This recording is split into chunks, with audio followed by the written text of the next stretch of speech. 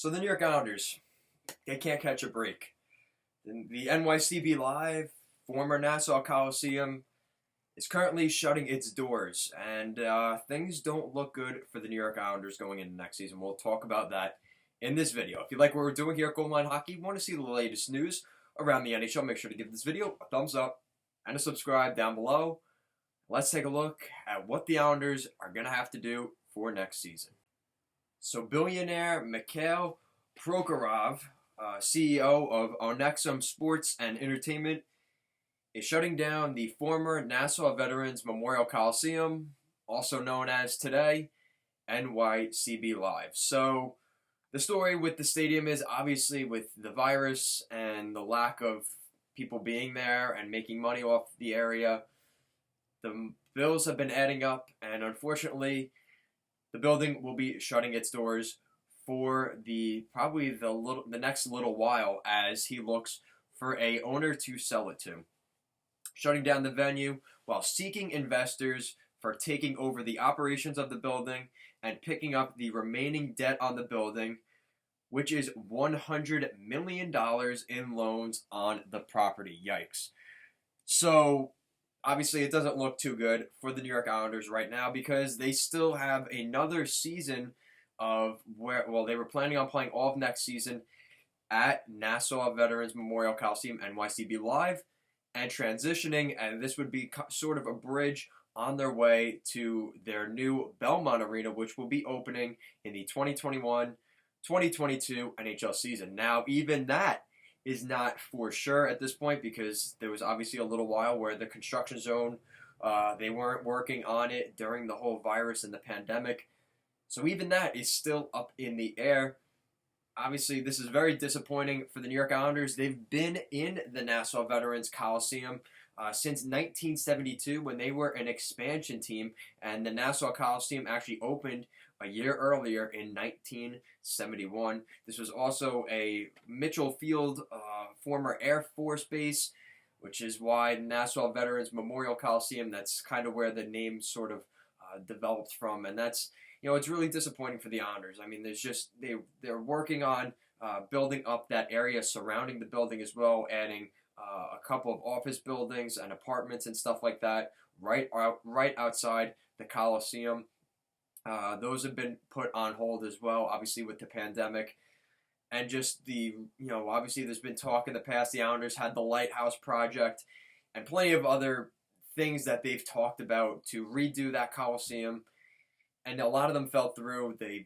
Unfortunately, they did a little bit of a facelift back in 2017 when the New York, or 2015 to 2017 when the building was shut down, and they made some pretty big improvements. But the old saying, you can put lipstick on a cow, but at the end of the day, it's still a cow. That's kind of the story with the Coliseum and the state that it is in.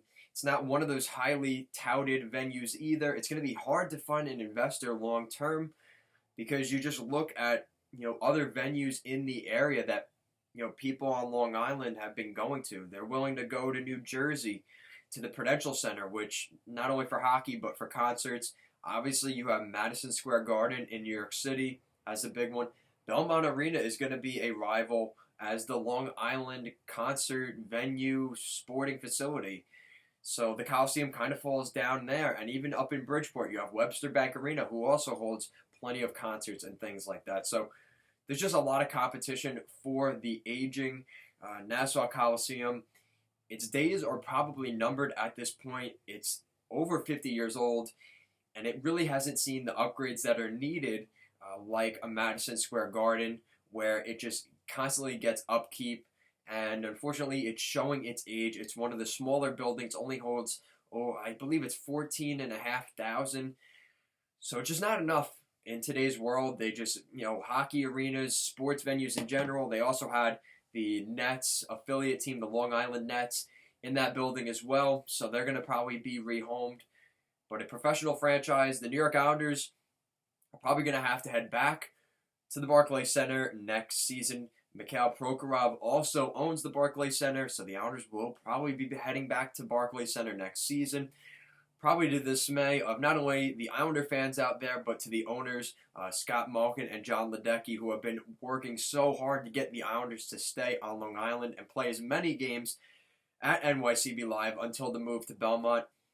Unfortunately, though, it doesn't look like that's going to be the case. And an even bigger issue here is it's going to be harder to attract free agents, possibly that guy Ilya Sorokin, if they have to keep going back and forth between the Barclays Center or, and then eventually going to Belmont. There's just a lot in the air. I think it's going to be difficult for the Islanders next season trying to bring guys in. Obviously, with the practice facility out on Long Island, it's going to be difficult for the Islanders to draw in free agents this summer. We'll see what they do, but the Islanders situation, once again, another roadblock for the Islanders. We're so close to that Belmont Arena. If that thing gets built and the Islanders start playing there, everything will be okay, I promise. But until then, fingers crossed, we'll see what happens with the New York Islanders. So let me know in the comment section down below, how do you feel about this? Obviously, it's going to, I'm sure it's going to be plenty of the same stories. The Islanders can't catch a break, this and that. That's kind of how this goes. But stability is coming. It's coming. I have a lot of faith in the ownership now.